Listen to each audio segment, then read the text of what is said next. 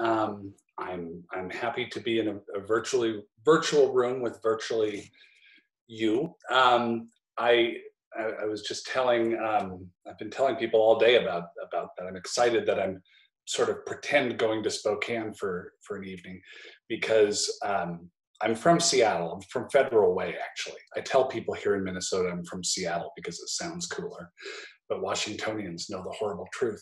But one time I had been living in Missoula with my then girlfriend, that now wife, and we were going to move to Seattle. And so we asked our friend Bob to help us move because Bob is from Great Falls and people from Great Falls are kind of up for things. And so we decided we'd rent a car and we would drive out to Seattle, and then Bob would return the car. But because we were pretty poor, we decided that we could do it all in under 24 hours. And so Bob said, okay, you want me to get in the car, get all the way to Seattle and back within 24 hours? And we said, yeah, can we pay you? And he's like, if you buy me Senior Froggies in Spokane, if you buy me some Mexican food at Senior Froggies, you've got a deal. And so we did, and he did it. And now Bob lives in Spokane. So maybe I'm sure he's an Auntie's customer, because why wouldn't you be? I mean, you need something to read after you have all that Mexican food. So I went to college in Walla Walla, so I have my kind of a slight Eastern Washington bona fides. This is my book, The Hilarious World of Depression. It's available at, I don't know if you say Aunties or Aunties, either one. I'm getting a shrug, so that's great. And you can buy it there, and I really urge you to always purchase your books at independent bookstores, because it is an investment in wisdom and kindness and intelligence in your community. And that is a good thing to support. And right now they need you more than ever, and you've got more reading time than ever. So it all works out. And plus it does them some good to walk curbside, to walk from the store out to your car. It gets them to stretch their legs. Everybody's a winner, except me, because I'm chronically depressed. So I wrote this book, The Hilarious World of Depression. And I have been hosting a podcast by the same name for several years, where I talk to a lot of comedians about depression, a lot of musicians, a lot of people who are good, John Green, the novelist, a lot of people who are good at phrasing things that are difficult to phrase. To this day, if somebody says, well, what is depression? I can't really define it. I don't really have the words for it. And I've written a whole book about it. I've read William Styron's beautiful book, Darkness Visible, and I don't think he ever comes up with a definition. So my book, we use a lot of metaphors. I've been dealing with depression since about age 12. I've known that it was a thing called depression since about age 35. It took me a while to catch on. And I have, I'm managing it. Things are going okay. Through setbacks and struggles and pandemics, I'm doing all right. My older brother wasn't as fortunate. He died by suicide in 2007. After a lifetime of addiction and a lifetime of depression. And I had known about the addiction. I didn't know about the depression. I didn't know how bad it had gotten, because he felt like it was a moral failing. It was weakness that he was feeling this way. He was volunteering on a sobriety hotline. He was helping convince people that their lives were worth something and their lives were worth saving. And he could believe that about every person on earth except himself.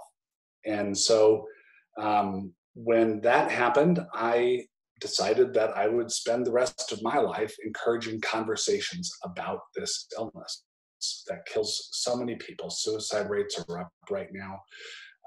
And a lot of people are struggling through this pandemic, but even before and will long afterwards. I haven't been able to invent a cure for it. That's not the kind of person I am.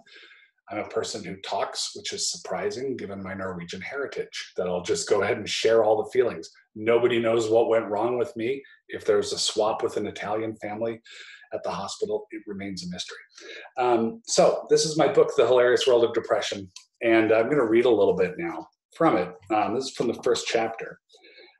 So by this point, the show had been going on for a couple of years, pretty popular, and I had been hired to write a memoir by a big New York publisher, St. Martin's Press. And I thought, well, if someone's paying me to write about this subject, I better learn about the subject.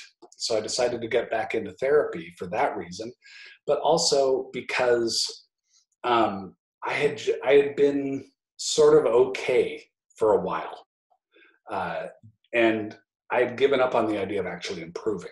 I thought, well, the best you could hope for is to not get any worse. And I thought, if I could just not get worse until I died, then I'd win. And so I thought, well, I don't really want it to be like that. That's not what I choose. And so I got into therapy, and I decided to take a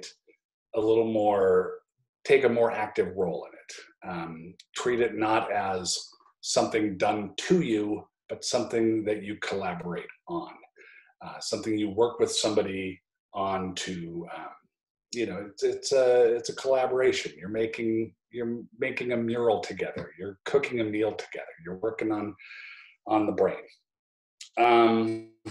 And so I'm going to talk a little bit about that. And before we do, there's some terms in this section and throughout the book that I should define. Normies means people who've never dealt with depression on a disorder level, and saddies are people who have dealt with depression. So I'll use normies and saddies. I'll also use the term ClinED for depression, because I just get sick of saying the word depression over and over. As a professional depressed person, it's right. I'm so good at being depressed, I went pro.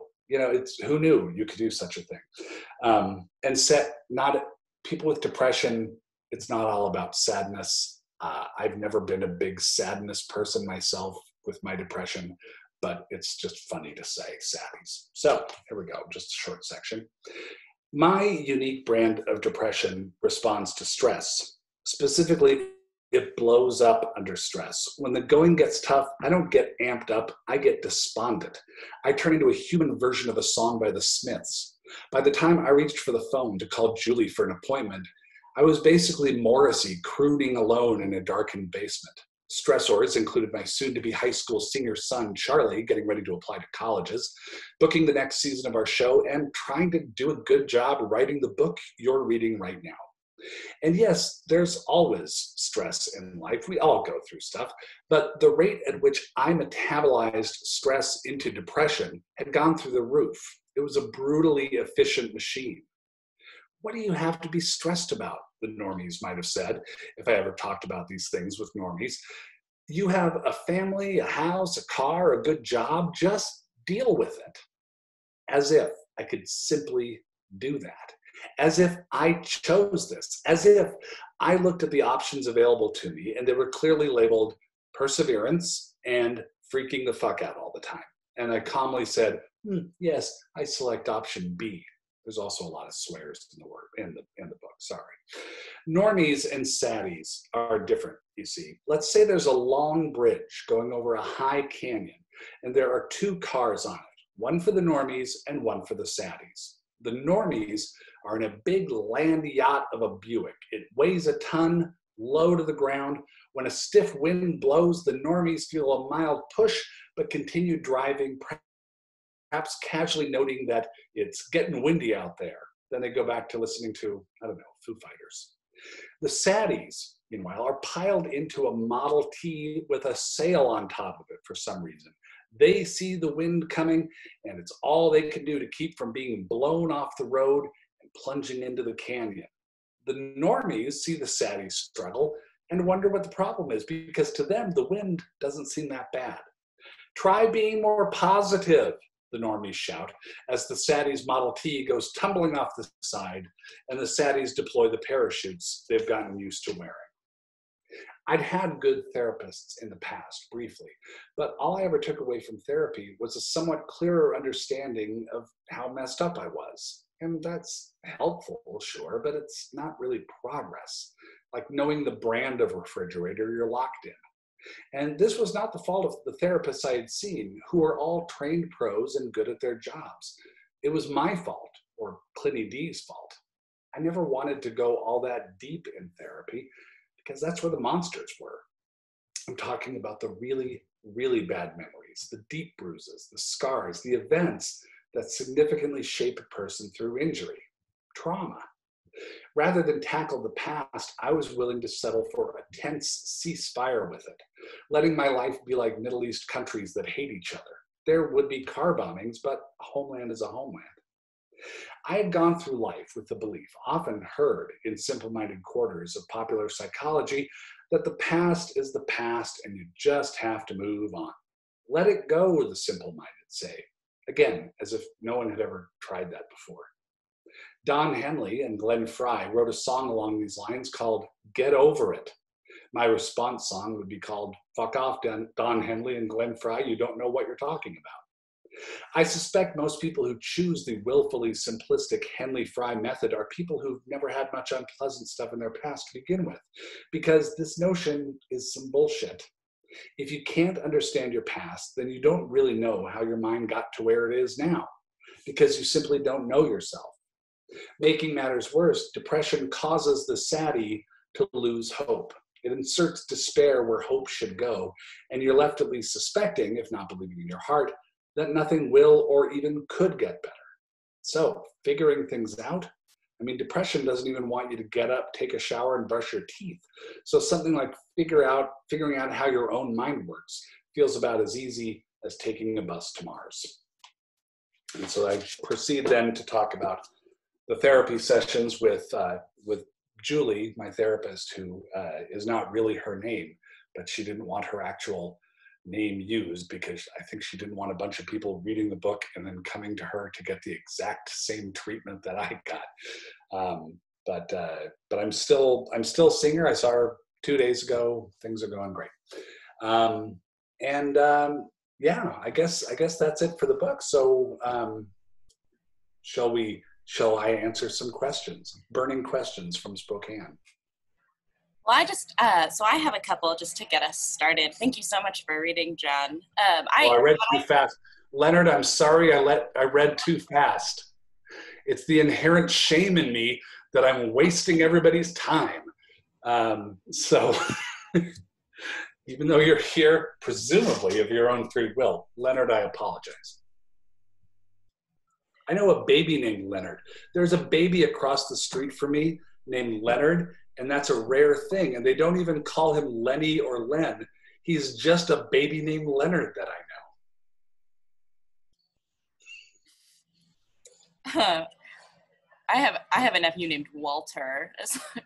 Leonard has a brother named Walter. No way. These two kids across the street. That's really cute. That's great. Yeah. So I was pretty interested in the chapter of your book where you sort of describe your first experiences being a depressed person. I think you just said you were about 12. And I am pretty interested in how sort of the formative year of 7th grade, how you discovered that you were depressed. Yeah, and if I had a nickel for every person I've talked to who that's when it came on, I would have a tall stack of nickels. Over and over, I would hear about that. And I think there's some environmental factors to it. I think going from the little kid school with the recess to the school where you get real grades and, there's people swearing a lot more and drugs, at least in my school in Federal Way, that's when drugs start to show up and the heavy metal music and all that. And there's also puberty, which is, you expect, and there's a reluctant gym teacher teaching a health class who explains various uncomfortable, giggle-inducing topics, but they never covered what was happening to me. They never covered this sort of screaming brain sensation that I had, and this sudden inability to focus on anything, and this sort of out of nowhere despair that I was going through, this sort of crushing feeling like like everything's closing in and there's no chance it'll ever get better. When that happened to me, it was around 1980, and that's Mount St. Helens had just exploded, which I think Spokane got worse than we did, just up I-5. John Lennon had been killed, and like these things were all happening at once. Ronald Reagan was elected, and there was just this certainty I write about in the book, this trauma that a lot of people have dealt with in that time, or not dealt with, of certainty that the world was going to end. So those were all factors, but I just had this feeling like, oh, everything is bad and wrong and broken and always will be. But I didn't hear anybody talking about that. They didn't talk about that in health class. My friends and I didn't talk about it, probably because we had no vocabulary for it. We didn't know what this thing was. And so I remember just thinking, I'm a freak, I'm an alien, I must always keep this to myself, because you don't want to stand out in junior high and you don't want to show any sign of weakness. It's like a perfect mental health stigma breeding ground. And so I kept it thoroughly locked up. And it's, in writing the book, I more or less start the narrative there, because what I wanted to write about was things that guests on my show have told me that I also had experienced, because I figure if a lot of other people have gone through it, I went through it, the reader is likely to have gone through it as well. At least it's a common experience that they could latch onto.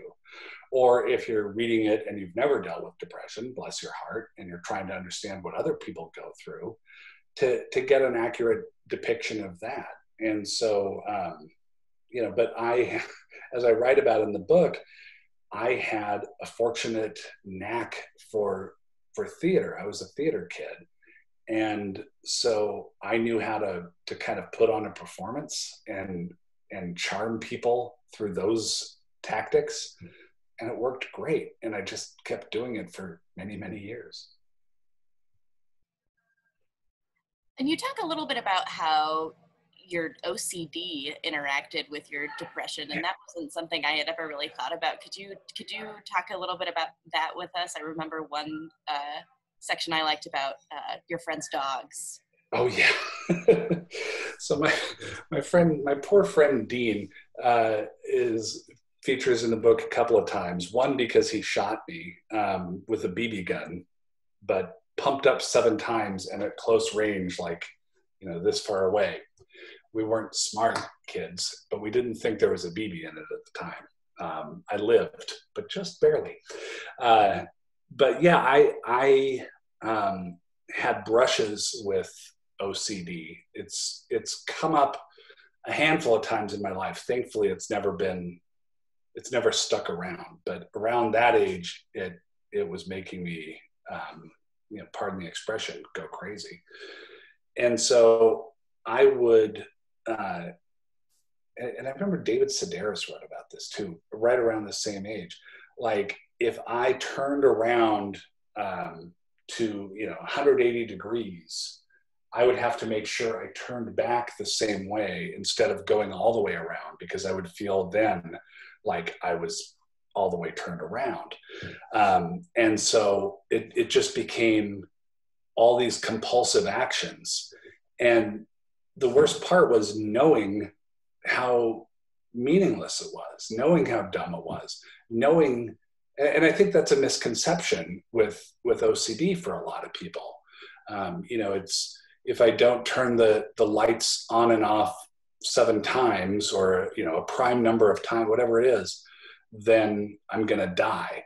And I'm sure for some people it is like that. But for a lot of people, it's the frustration comes from how stupid the compulsion is. Like I just should be able to walk straight. Instead, I'm slowing down the people I'm walking with because I got to spin around. But the dogs. So my friend Dean had these 2 dogs, Pumpkin and Buffy. And Pumpkin was clearly the better dog. Like, Pumpkin was a very good dog. just mellow, friendly, you know, not cloying. And Buffy was just not as good, like not even a bad dog, but just like lacking personality and, you know, just was no fun. But every time I pet Pumpkin, I would have to pet Buffy the same amount of times. Dogs don't care. But I did, and my brain kept doing that. I also got, I mean, when it finally broke, is I'd gotten fixated on something from this cartoon, after school cartoon called the Groovy Ghoulies, which is all about, it was like when those people who made cartoons in the 70s and they were probably super high and they just came up with any idea and then they just made it. So this was a cartoon about a vampire and a werewolf and a mummy, and they were all, lived in a house and there were bands or something. And so there was something that I turned off the set before seeing, and then I didn't know what it was that I missed. But then by the time I could turn the TV back on, it had passed. And it just became this thought that the more I tried to keep out this thought that what happened on the Groovy Ghoulies, the more it came back. And the more I thought, oh, I hope I don't think of that again. It just came cycling back, and like it got to a real like clutch your head kind of point. And when it finally like was just sort of thrumming along at this high level, and I told a friend of mine what was going on. I told my friend Chris what was going on, and he said, "Oh, weird." And then he just talked about something else, and it was revelatory for me because I thought, that is weird, but there are other things in the world. Yeah, like I could see, let's go ride bikes. Like, okay, yeah, it's a weird thing. And it became like it lifted after that because I saw it in better context. And it really became a bit of a roadmap for how to deal with a lot of this stuff. Like, yes, it's weird. Yes, it's annoying. It doesn't have to be everything happening in your brain at all times. And you know, since the book came out, I sent a copy of it to Chris. He lives in Olympia now, and he said, "Oh, I remember that conversation." and I remember because in my memory I was playing it all cool, like, yeah, Groovy Ghoulies thing, who knows? And in his mind, he says now, he's like, you were in trouble. I really saw how in trouble you were, but I couldn't think of what to say. So I just said weird.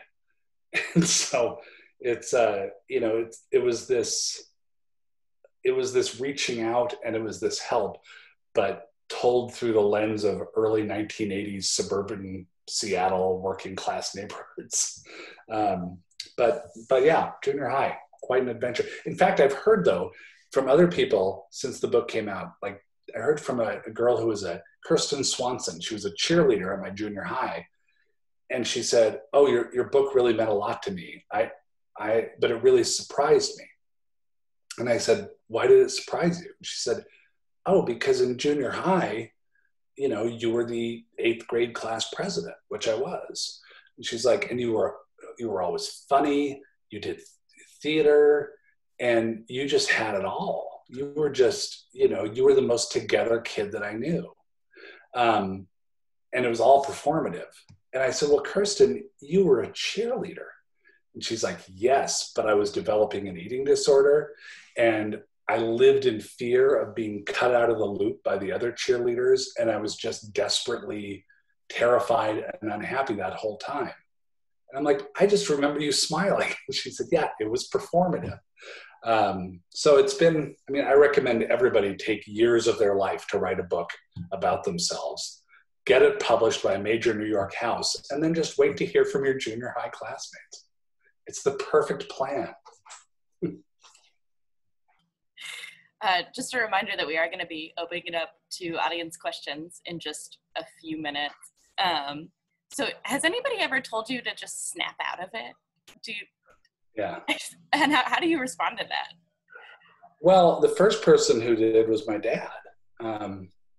My parents grew up in Norway during World War II. My dad was born in 1931 and my mom was born in 1934.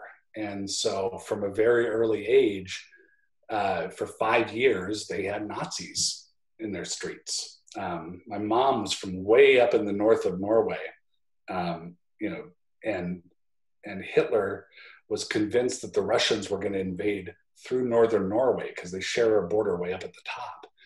And so in her little farm village, there were soldiers everywhere. And then my dad grew up in Oslo, in the capital, and there were soldiers everywhere there. And that's trauma, because all you know is that people around you are going to get dragged away sometimes. And in my dad's case, his father, my grandfather, who died in the early 50s, I never met him, worked at a printing press and published the Underground Resistance newspaper, which, so the guys at the printing press would print this thing, and then their sons would show up on bikes, and the papers would be rolled tight into little tubes and put in the handlebars of the bikes, and then the handlebar, grips on top of those. And so all the soldiers would see are some boys riding the bikes around town, not knowing that that's the resistance paper going out. And it's always been a story of pride throughout our lives, knowing that he did this. My dad never wanted to talk about it because he almost died over and over. Like, he could have disappeared at any moment. And so between that, that trauma of everything that happened in the war, he didn't have really good therapists available with comfortable chairs and ferns in the room up the road, like I do. And so he dealt with it in the therapy mode of his time, which was booze. So he drank and he smoked, and it was all a way of making that pain stop for at least a little while. And in his case, every evening he would just get drunk, not abusive, not loud, just quietly check out of reality. And when he would get annoyed at me for carrying on, which I was prone to do, he would say, snap out of it. And I tried so hard and it never worked. But I thought, if he's saying it, it must be good advice. Because I never knew how I had snapped into it. I mean, what it was, of course, was feeling pain and abandonment and fear, and developing trust issues and all these other things. But I think in some cases, the snap out of it mentality, or the just smile more and you'll feel better mentality, I think in some cases it's a matter of people who've never dealt with this stuff, thinking that depression as a mental disorder is the same as depression as a mood, because the word depression is so confusing, because it's so ambiguous. It could refer to a mood, it could refer to a disorder that's disrupting your life and can be treated. It can have meteorological meanings and geological meanings and economic meanings. Depression is a very vague term. And the other people who I think use it are people who have dealt with it, and maybe not very effectively. And it's wishful thinking. I think my dad thought if I was, whatever it was, 10, 11 years old, 14, 15 years old, but I mean, I had never, and it's true, I had never seen half the horrible things he had seen by half my age, that I had no reason to be upset, so I should snap out of it. It doesn't work because there's something causing that mood. There's something causing that mental state that can't be cured with a snap. And so my friend Maria Bamford, who's one of my favorite comedians, compares it to saying, like, well, if you smiled more, maybe you wouldn't have such cancer. If you go for a walk and that broken leg will heal right back up. And like, no, it's only going to get worse. But I mean, it's really what what I was trying to do, one of the things I was trying to do with the book, by making it an accessible book, by making it anecdotal and human stories and having a fair number of jokes in it, was to encourage that reading and get across the idea that the disorder is different than the mood. And like I say, I've never been much of a moper.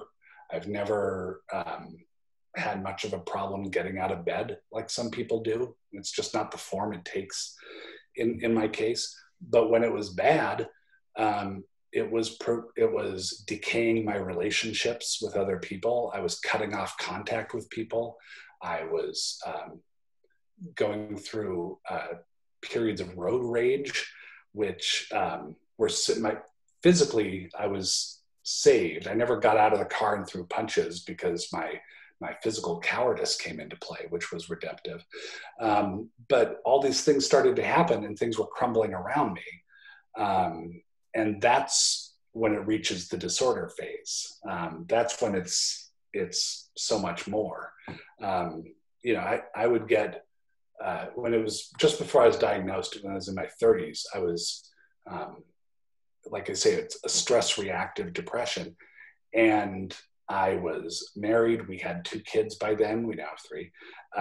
And I had a job I took seriously. I owned a home.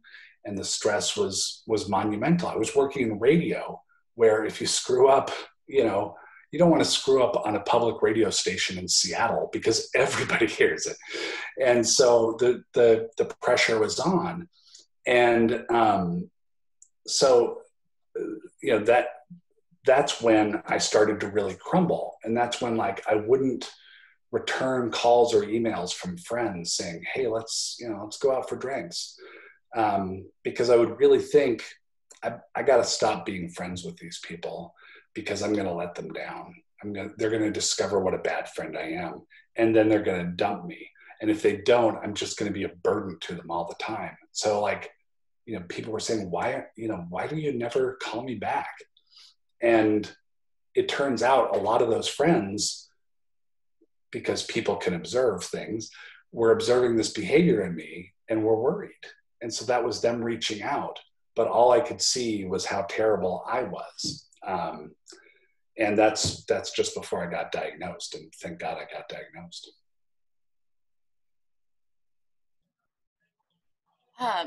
Who's got questions? Throw questions in the chat. So we have one question from Tuba. Forgive me if I'm mispronouncing that. Okay. And he says, so I know talking therapy is not for everyone, but I also know that writing can be therapeutic for many. How was your experience of writing a very personal book? How was the experience of writing a very personal book for you? It was difficult and wonderful. It was, I didn't really know what to keep and what to leave out.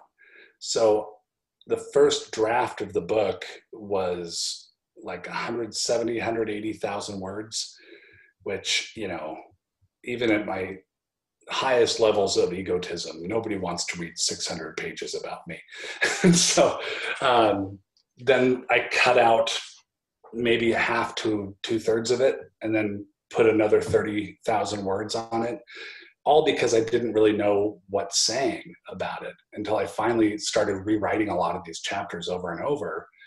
And then I could list off the top of my head what my favorite sections were, and those are the parts I kept. I wouldn't recommend this method. I've always been able to write a lot. I never say that I'm one of the best writers in the world, but I think I am one of the fastest that I know. So can't guarantee it's great, but there can be a lot of it. And, but like in terms of the insight it gave me, it's a little like reading a book. If you read a bunch of books about Thomas Jefferson, you're going to start seeing connections like, oh, I bet he made that decision when he was 35 based on this thing that happened when he was 15. And so I started to see those threads about myself, which though coincided with getting really good therapy. I had heard from a lot of of people who I had interviewed about cognitive behavioral therapy. And it was the one form that whenever people talked about it, it seemed very positive. So that's the one I wanted to try. Like you say, therapy isn't for everyone. I mean, I would make a lousy guru or cult leader because I can never say, do this and you'll be fine. I have no idea what'll make you fine. There's a lot of things to try, and it's a lot of trial and error. But what works for me might not work for you. But through that therapy, like I could say, oh, why, why do I have a hard time collaborating now? Like I do a lot of creative projects. Most of the time, I'd rather just do it on my own. Like I don't want to bring in a second writer or anything like that. I just want to do it myself. And it really can create some obstacles because a lot of art and a lot of creative work is collaborative, and you can get more people on board, and you can get commitments, and you can form relationships. You could have a wonderful time. And my therapist said, well, there's a lot in your past and a lot of what we know about children of alcoholics that indicate that they will just do things on their own because they don't want to count on anybody, because they don't want to get disappointed. And they don't want to, they're used to figuring out how to get themselves to school, because no one's around to take them, and all these other things. And so that's how I've always done it. And it explained a lot. So between the therapy and the writing of the book, it was really interesting. It's interesting to me too, that if I'm interviewing somebody, I can make the connections of their life story on what they're telling me. I can make a lot of connections to, and say, oh, well, this happened back here. Don't you think this is why this is happening? And people have been in interviews with me and like, oh my God, I've never thought of that. And it's not because I'm, a psychological mastermind, but it's not me that I'm talking about. It's somebody else. And that's the benefit of therapy. And that's the benefit of, being interviewed is that if you're not living all those biases and suppositions and histories and traumas, then it's a lot clearer. And that's why therapists have therapists.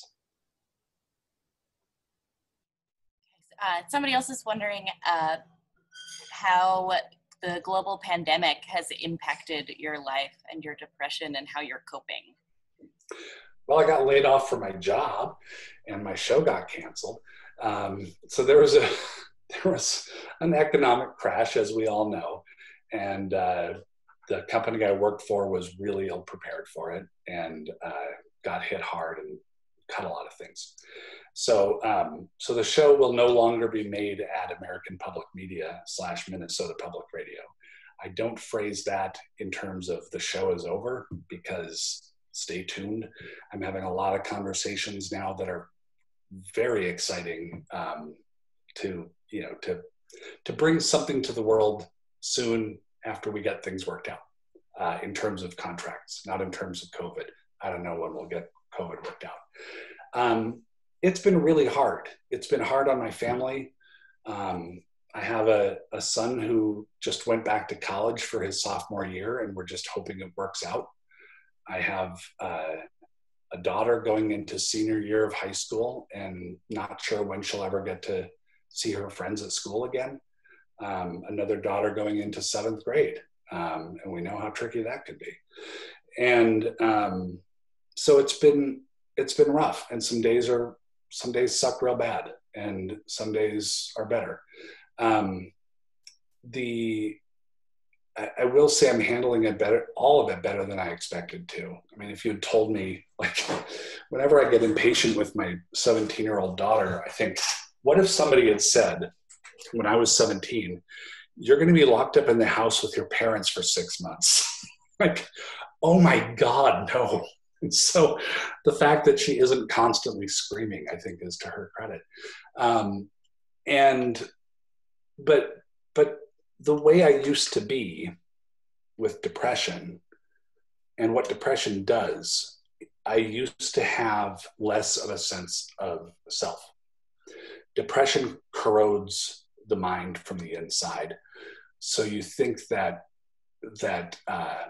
you're not really worthy of anything on your own. So then you've got to put that self into a stronger vessel, stronger vehicle. And so that might take the form of a toxic relationship. That might take the form of a work thing that you just devote all your time and heart to. It might take the form, for some people, of devout religious observance, or a sports team, or any number of Amway. I don't know, but in many cases, it's a depressed person just putting themselves into something else. And I used to do that. I used to do that with shows I was working on, or any kind of professional project I was working on. So I thought, if I just care all the way and just give up any sense of who I am in service of this, then it will succeed. But you die a little in the process. So this time around, I had this setback of COVID and the economy and, my former employer. But it wasn't that bad, because I thought, well, I'm still me. And, that doesn't change. That doesn't change anything about this. And so that helped. And really, I've heard this from a lot of people. As soon in March as it started to really boil up, I was talking to my friend John Ross Bowie. He's an actor in Los Angeles. He was, if any of you watched The Big Bang Theory, he played Kripke on The Big Bang Theory. And I just say that because that show has a lot of viewers. But John's a good friend of mine and a Saddie. And he said, yeah, I'm doing okay because I've been getting ready for this my whole life. This idea of this uncertain force that spells certain doom being just around the corner. This idea of this thing that you need, this mysterious thing that you need to protect yourself from. This compulsion, this order, this directive, I should say, to stay home and avoid contact with people. And for Saddies, we're like, welcome to the party. We've been here all along. There go my dogs. And that's sort of in jest, but sort of not. This sort of, the thing that a lot of people are now experiencing has a lot of similarities to what depression is. I mean, I'm hearing about people buying sweatpants for the first time. I'm like, just now you're buying sweatpants? What else have you been wearing? So I think that's helped me in the sense that if you've dealt with depression, you probably have some coping mechanisms that work for you. I have my dogs. I have the band that I play in.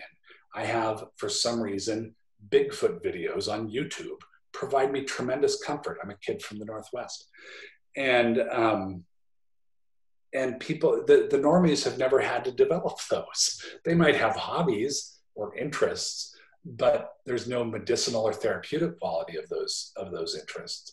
So, if you're a normie and you're wondering how to deal with this, find your local Saddie, because they are tremendously resourceful. But the other thing I should say in dealing with COVID, is I force hope upon myself.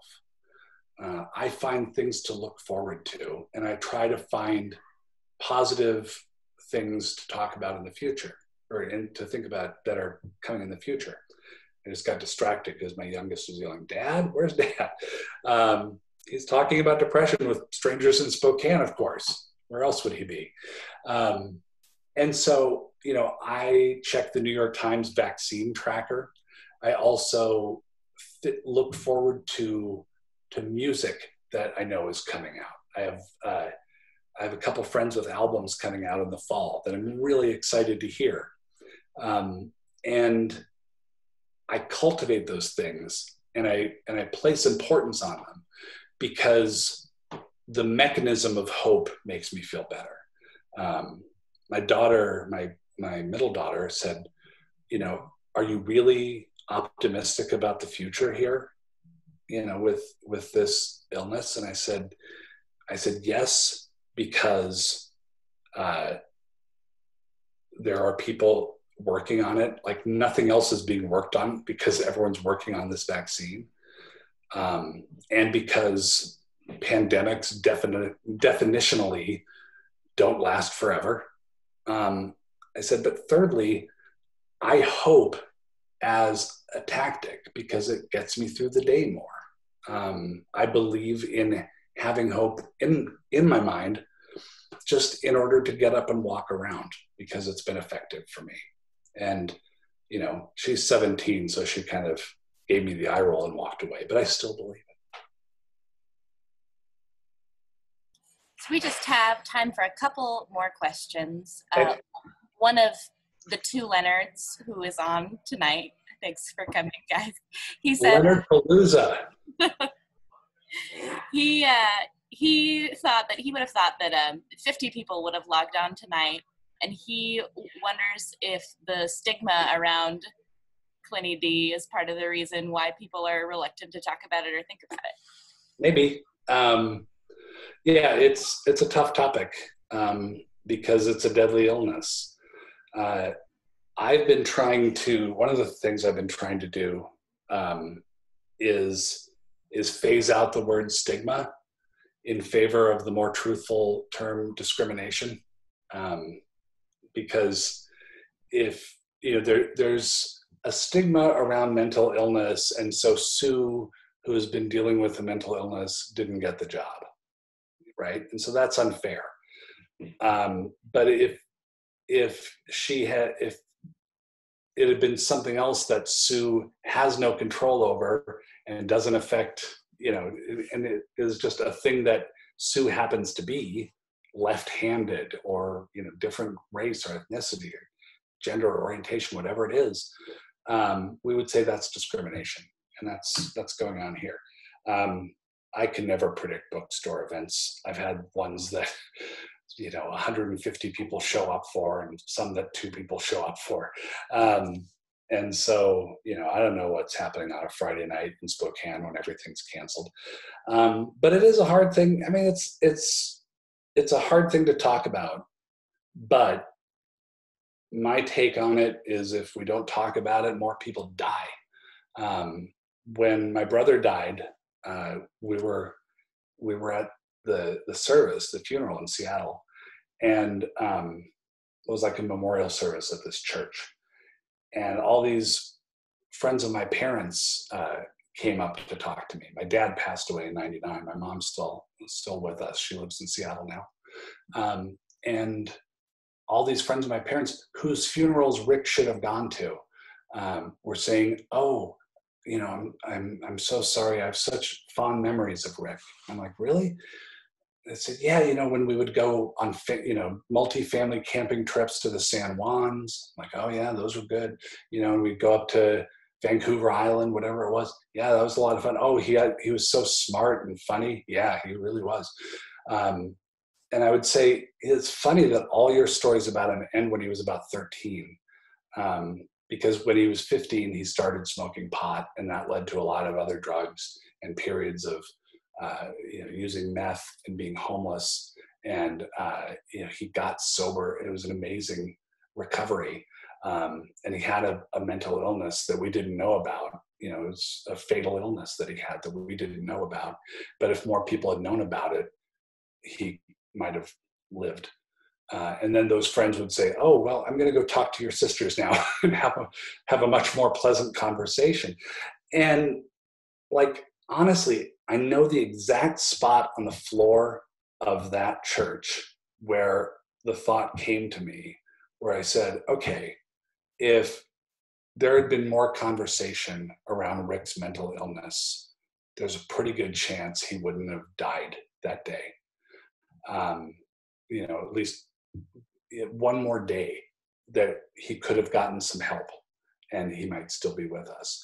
But I know that if no one talks about it, this happens, because I've just seen it happen to my brother, to my hero. And I said, okay, so society has a choice to talk about it will help, to not talk about it will hurt. Why the hell are we making the choice we're making? That's stupid. And so I said right there, like, I'm a writer, I'm on the radio, I'll be the loudmouth. That's fine. If no one else wants to talk about it in this, war traumatized and reticent culture, not just Norway, but the Northwest sometimes, quite honestly, then I'll talk loud and I'll just keep talking, and I'll get a podcast and write a book. Fine. And so, that's another reason why when this disruption happened at my work, I was like, whatever, I'll just keep talking about it somewhere else, because I'm going to keep talking about it as long as there's breath in my lungs. Sean is wondering, how should I feel re-listening to Wits, knowing on this side of reading the world, the hilarious world of depression, that the show is a stressor to you and a complicated creative relationship? I loved Wits. We're going to keep making more of them. And hopefully we'll get to use the name Wits, but the people who worked on that show is like a comedy and variety show, music show. I love them so much, and we're going to keep working together. We were supposed to do one in September, but things happened. I think you can find a fair amount of darkness in the stuff that I did on Wits. But I think you can find a fair amount of darkness in a lot of comedy. The actual stuff that you might hear on that show, or the comedy that you hear from me in other books or other things I do, I write a lot for McSweeney's. That's the good stuff. Like, I would do the shows for free. It was all the meetings that stressed me out about all the other things. And it was a grind. But, to me, just because something there's depression in it, or there's sadness in it, or there's darkness, or, anything like that, and it doesn't mean it's not funny. It doesn't mean it can't be enjoyable. My whole family, as like some families are way into sports, my current family, is very funny, and we make jokes, and like we kind of one up each other. But my youngest, even from when she was 5, would make the darkest jokes imaginable, just the like unsettlingly dark jokes, but it always killed. It was always funny. So, I think, and clearly if you read my book, when we took my brother's ashes to be scattered on Puget Sound, my oldest sister had the box of cremains that she took out of the car. We were going to go down, we were at a marina, we were going to go down and get on a boat. And my mom, for some reason, said, "Oh, is it heavy?" asking about the box. And my sister, God love her, said, "Well, he ain't heavy. He's my brother." And like, we were all, this person we loved had just killed himself, but it was a good joke. And so we all, I think there's plenty of laughs to be had in darkness. That way you can hear people and find where they are in the darkness. I don't even know if that makes sense. All right, I think we'll wrap it up for tonight. Thank you all so much for coming, and thank you for being willing to do this with us, John. You're a big favorite on the staff here at Auntie's, and we just really appreciate you being in Spokane. I have posted the link to where you can buy the book one last time. Thank you, everybody, and have a great night. I want to say thank you. Buy the book from Auntie's, everybody. Thank you, Spokane and Leonard's everywhere.